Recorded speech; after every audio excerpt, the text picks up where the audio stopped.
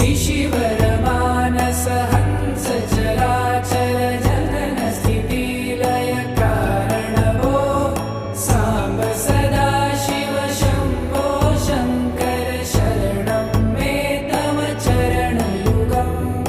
अन्तःकरण विशुद्धिं भक्तिं च त्वयि सतिं प्रदेहि विभो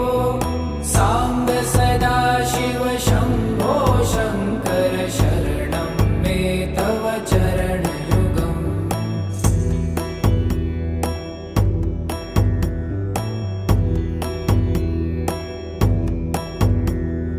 करुणा